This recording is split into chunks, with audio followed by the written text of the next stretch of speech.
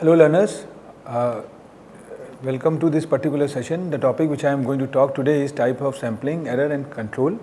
We have seen that in our preceding sessions we have talked a lot about sampling, we have talked a lot about non-random sampling, probability sampling or non-probability sampling, but in this particular session, which is part of our course called Research Methodology in Statistical Analysis, we have seen that how this sampling error is going to play a very important role, and this sampling error is a routine matter, is a very important ingredient if you talk about population, if you talk about sample, or the extracting the information from this particular population. So sample is quite important, and when we are going to collect the sample, when we are going to take a small bite from a big cake, I think somewhere you get a very good impression and sometimes you get a very bad experience. So this types of sampling error is nothing but talks about how you are going to come out, how you are going to find out the error, and how this sampling error is need to be controlled. Because what we have seen that when you take a sample, when you take a sample from a big circle,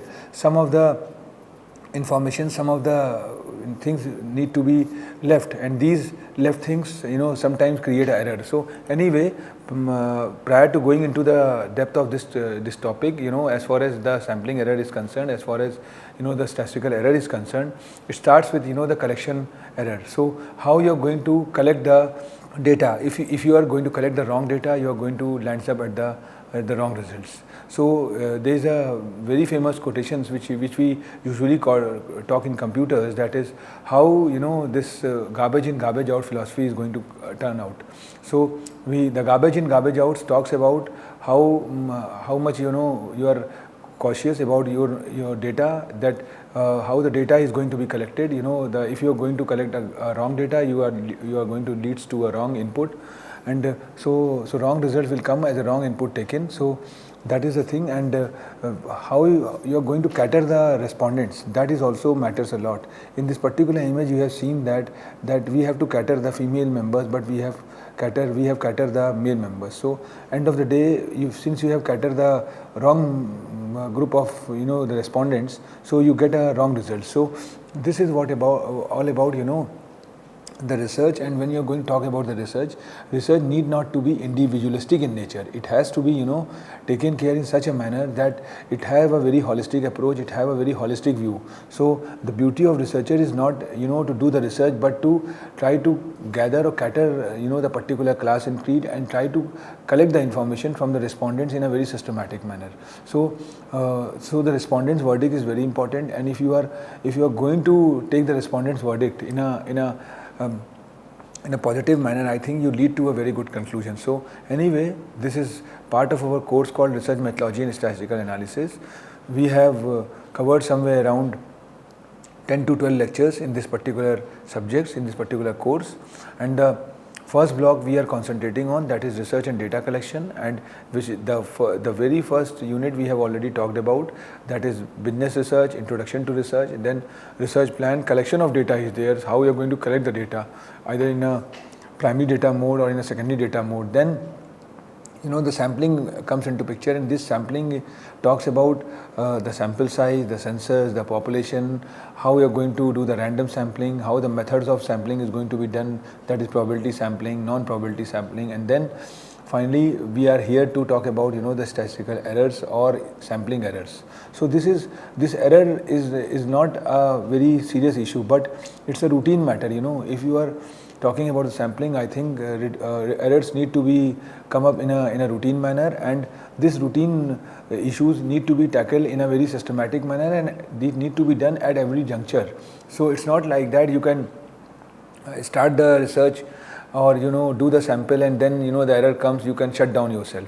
So you have to change the policy, you have to change the strategy, you have to change the plan, and how you are going to reach to the conclusion. So curtain result to research, which we have already covered in our preceding sessions, and research thoughts, which usually comes in our mind when you are a grassroots researcher, and there are certain FAQs which need to be answered, and this is quite important because frequently asked questions can work as a building block, and and build your foundation. So there are certain, the unidentified impressions which is coming in your mind, and this can be, resolved only when you are, going exactly into the depth of the frequently asked question. Then research methods are there. There are certain methods which are very important, like interview method, case study methods, and various methods. These methods are very helpful because by which you are able to, float your primary data or respondents, interact with the respondents and collect the information from there. Then research plan and research problem is there.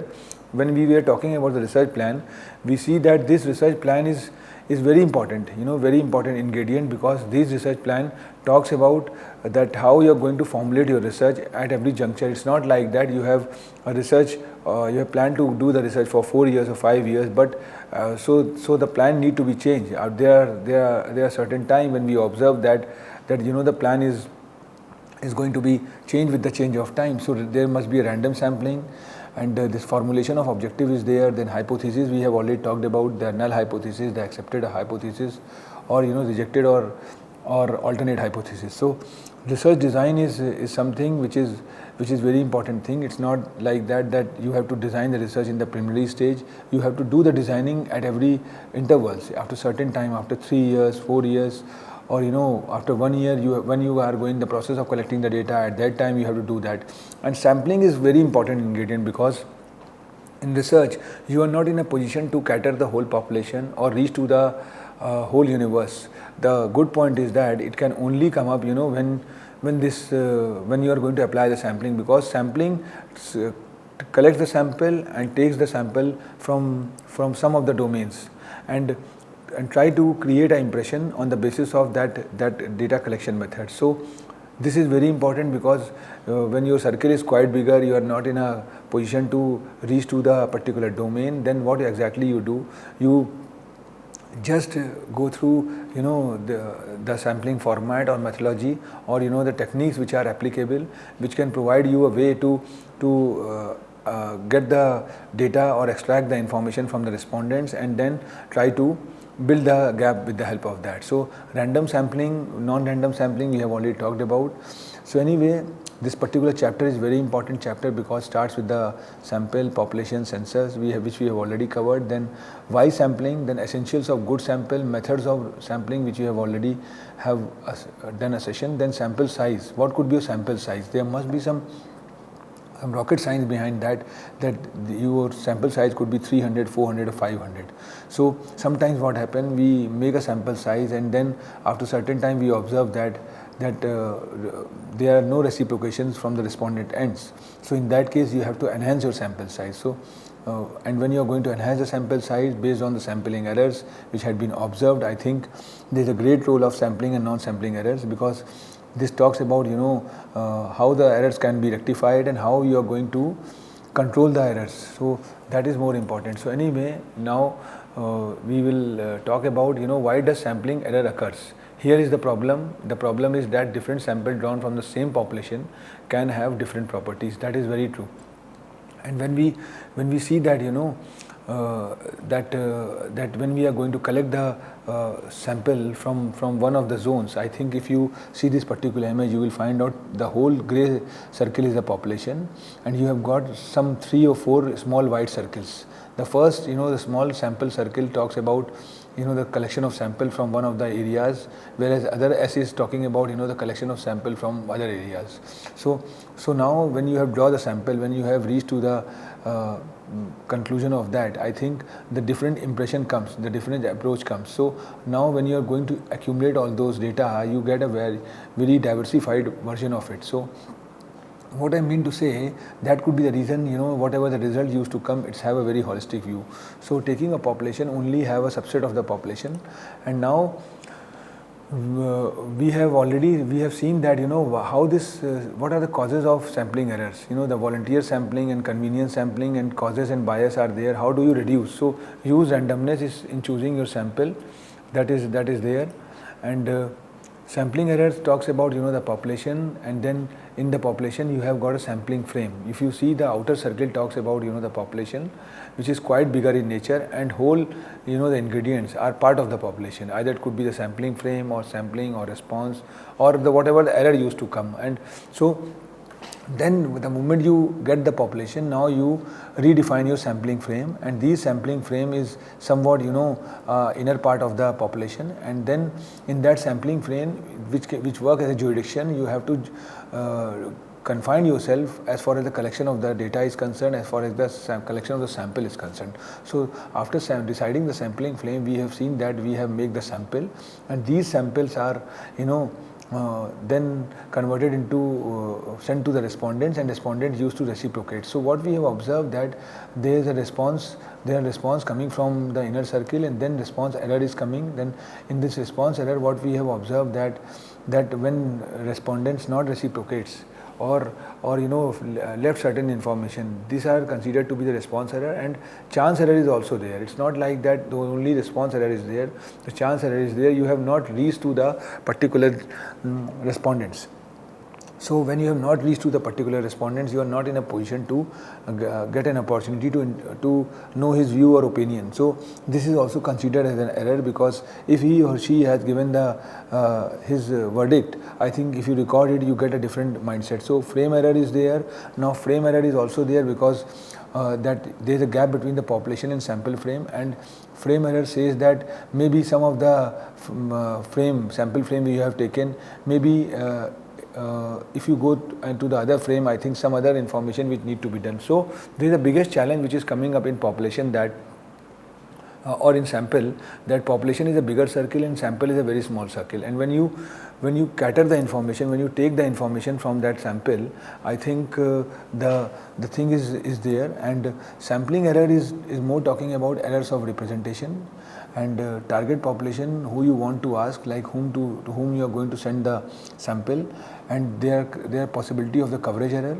And when you are moving from target population to sample frame, that is from bigger circle to the smaller circle which you have confined or designed, I think the list you use as a sample from, and again there is chances of sampling error. So first error is considered to be the coverage error, because you have not designed the frame in such a manner that you are going to cover or cater the entire population. So there is a flaw of coverage error. Then the sampling frame, when you are moving towards the sampling frame, from sampling frame to sample, I think the sampling error comes. So this is a very important difference between the coverage error and sampling error, because coverage error comes when when you have a population and you design your sample frame, and when the sampling error comes when you have a sample frame and you are taking a sample from there. So now from sample to respondents, I think when we send it to the respondents, some of the respondents reciprocates and some never answers. So these are considered to be the non-response errors. So in the table also we have, in the particular figure we have also seen that how this non-response error is going to be done with the help of that. So anyway, let's throw a light on what exactly the error is as a whole, as a general purpose. The error is a biasness. It can be mistake, it can be inaccuracies, or it can be both. All the things are synonymous. It's not like that. Sometimes when we go for non-random sampling or when we do the research, there also we have observed that we follow convenient sampling or judgmental sampling, or the snowball sampling. So this is quite biased in nature, because you are quite rigid, or you just confine yourself to the particular domain. So there also the model is there, and sometimes we are not biased, but the mistake need to be committed. So again that is considered to be error, and because that mistake can come up when you are not able to frame the your sample frame in such a manner. So error is defined as a discrepancy between the observed value, sample statistic oblique value delivered from the sample survey. And there are certain key takeaways which need to be taken care when you are going to talking about the sampling error. Sampling error is a statistical error that is well defined, and it because when we are in the process of doing this, applying the statistics or the inferential statistics, I think the error used to come up, and that occurs when analyst does not select a sample that represent the entire population of data. So what we observed that the results found in the sample do not represent the results that would be obtained from the entire population. Sampling error can be reduced by randomizing sample selections or increase the number of observations. That is very true. Sometimes what we have observed that we have taken a sample of 300 or 400, or which we consider as sample size, but only 100 used to reciprocates, and remaining 300 become stagnant or not able to respond. So in that case you have no choice but to go for additional sample, which collection of additional sample, which can be done only when you are going to enhance your sample size. So you will extract the information from different domains and try to get the results of that. So it's like that, when you have taken Delhi as a base as far as consumer behavior is concerned, and you have bifurcated into north, south, east, west, and then you realize that that you are not getting that much data, then you can bifurcate the South Delhi into southeast, southwest, or northeast, northwest. This kind of modus operandi need to be created. So it can, and when you are going to enhance the size, I think the biggest challenge come up is about the cost and time. So non-sampling errors, if you talk about, it's selection bias, question effects, survey formats effects, interviewer effects. Whereas when you talk about the sampling error, it's non-response bias, transfer of findings, self-selection bias, behavioral considerations. So what we have observed, that there is a difference between sample results and true population results, if you talk about. And when you're talking about sampling errors, this occurs when data are incorrectly collected. For example, if we collected a sample and then the problem occurs. So anyway, source of non-sampling error is non-sampling error broadly grouped in 3 numbers, that is group A, group B and group C.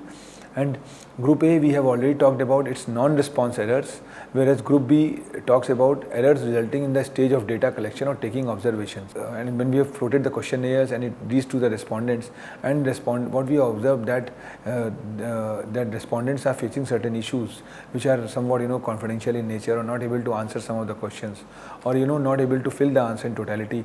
I think there are certain response errors which need to be done, and there are certain errors resulting from data processing, tabulation errors. So now what we observe, that non-response error arises due to various causes, that is not at home, refusal or lost schedule. These are considered to be non-response error because the refusal used to become. So the question need to be framed or designed such a manner that there should not be this kind of lost schedule or refusal should be there. So when you are going to talk about survey A, low response rate, and when you are going to talk about survey B, is high response rate.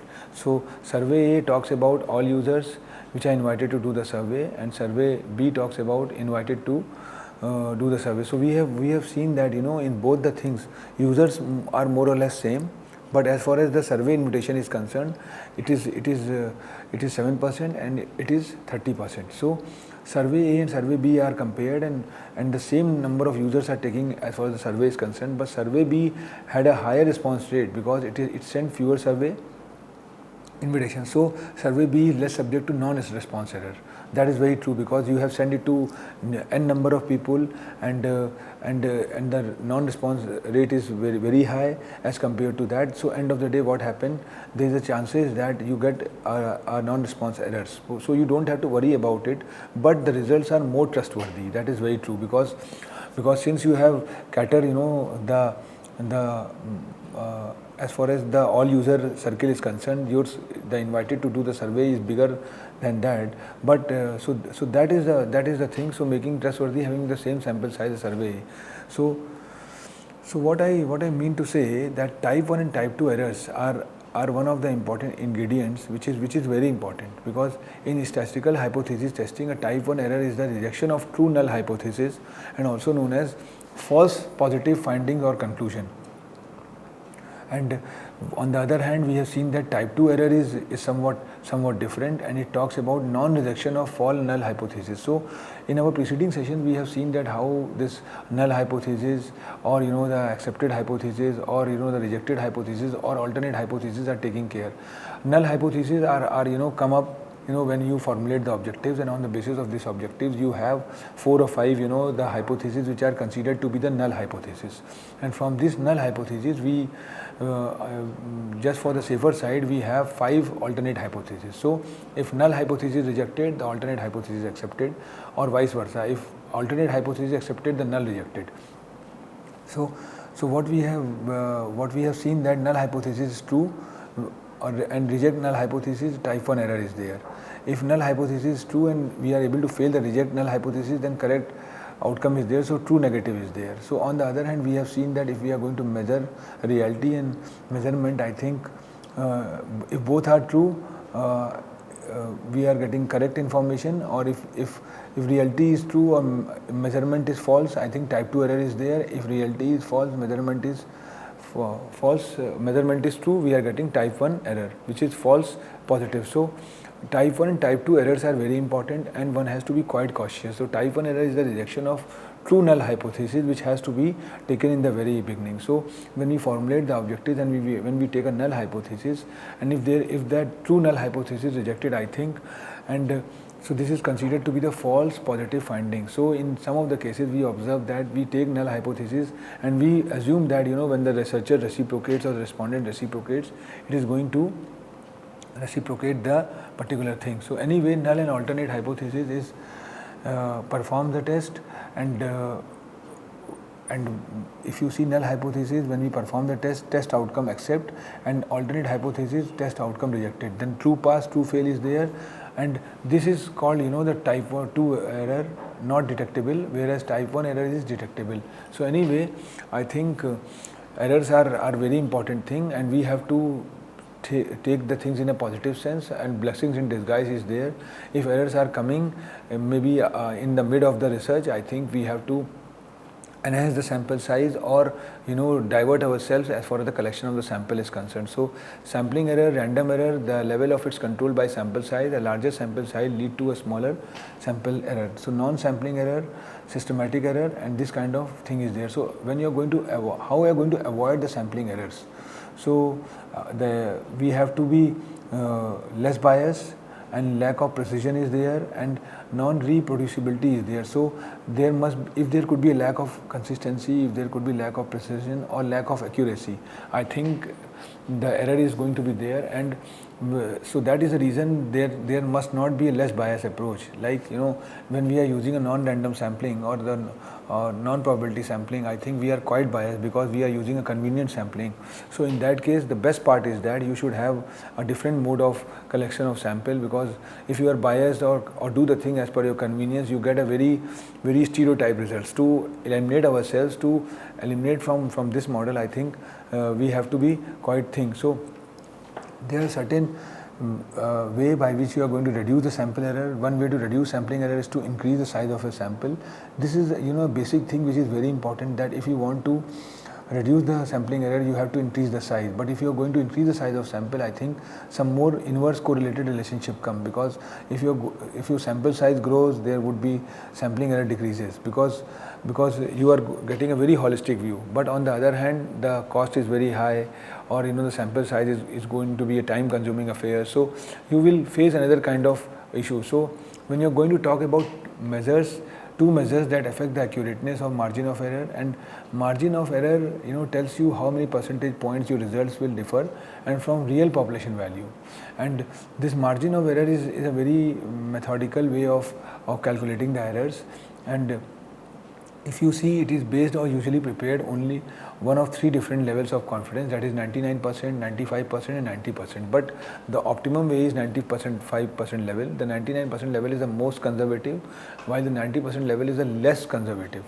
So the 95% level is the most commonly used phenomena, which is going to, because this confidence level is going to be evaluated at the 95% level, and 95% confidence interval with a 4% margin of error means that your statistics will be within 4 percentage points of real population value, that is 95% of the time. So if the level of confidence is 95%, the true percentage for the entire population would be within the margin of error around the pole. So margin of error is going to work as a alarm bell, and if you are in the margin of error, I think up to some extent you have achieved the task.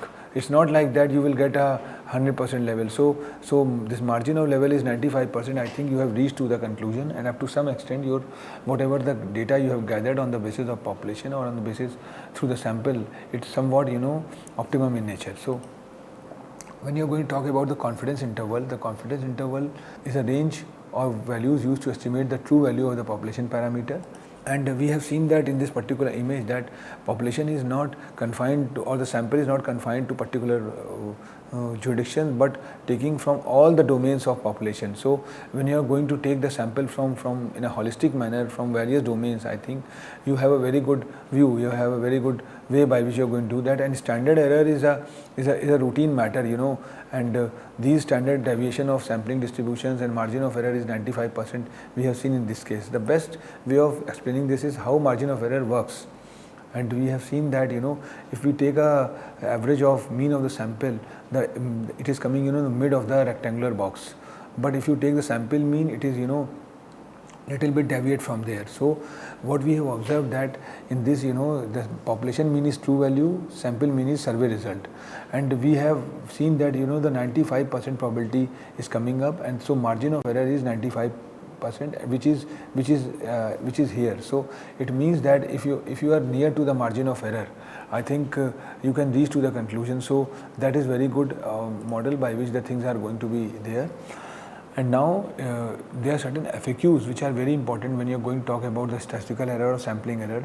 So when you are going to talk about the statistical error, is the confidence interval the same as the margin of error? The margin of error is how far from the estimate we think the true value might be. In either direction, the confidence interval, that is plus minus margin of error, is there. So either it could be somewhat added or somewhat subtracted, but there is a variation of 4 to 5%. So 95%, if you are getting this interval, I think confidence interval, I think you can reach to the conclusion. So why does the margin of error increases as confidence increases? The margin of error increases as the level of confidence increases, because if you want to be more confident than the interval contains, the population mean, that we need to make the interval wider. So number states that as the sample size increases, the sample mean approaches the value in the population mean. So now what we observe that there are certain way of calculating the sampling errors, which could be through the formula. The sampling error formula is x bar minus mu, and this is the difference between the sample statistics and the value of the corresponding population parameter, assuming that the sample is random and non-sampling error has been made. So there are formula for non-sampling errors, and this means that standard deviation of sampling of x bar are called the mean and standard deviation of x bar, and are denoted by mu or sigma. So now what we have observed, that when we are going to for calculating the sampling error, it is very inherent in nature that sampling process, due to the fact that samples are only subset of total population. This is very true, and it's really cumbersome for the the researchers to go into the depth of the population and collect the data from all the aspect, or rather deeply go into the universe and collect the data, because this is really time consuming. And if you are talking wholly about the population, I think the purpose of the statistics is not going to be solved, because the beauty of the statistics is that with the help of sample you can reach to the conclusion, or not able to reach to the conclusion, but up to some extent you can interpret that what exactly the model is. So sampling error is quite good if you consider it in a positive sense, because sampling error is somewhat gives you a alarm bell, or make you aware about that by this way the error is coming up, or the respondents are not reciprocating, there is a non-response error, or your sample frame is not good, or some issue is there, you can just rectify yourself. So when you're talking about the sampling error, it's quite good, and one has to cross verify in every juncture. So after certain time, when you have collected the data and the response sheet had been developed, I think prior to the response sheet, we have to work and check in a pilot mode, in a pilot project mode, that whatever the information which we have gathered or collected, I think whether this is going in a foolproof manner or in a right direction. If you are not going to do, if you're not getting the data, or interpret the things in a right manner, I think you can reframe yourself, or you can resize your sample for a framework. So this is the way by which the things are going to be changed. And sampling error is very important ingredient, because its work is a blessing in disguise. So if you think that that error is coming up, or the results are not, you are not getting a result, and the results are coming in an outlier mode, so in that case you have to apply certain statistical tools, or you don't have to emphasize more on the descriptive statistics, but to follow the inferential statistics, because inferential statistics talks about the certain test or statistical analysis by which you can reach to the conclusion. And sampling, we have already seen that in the random sampling or in the non-random sampling, that both have got a utility and both are going to be useful when you are going to apply. So random sampling works, when you want a result which could be probability in nature, probabilistic in nature, or you want unbiased results. Whereas when you are quite biased, you want to be quite favorable in nature, you do a convenient sampling, or the judgmental sampling or snowball sampling. So in snowball sampling, we have observed that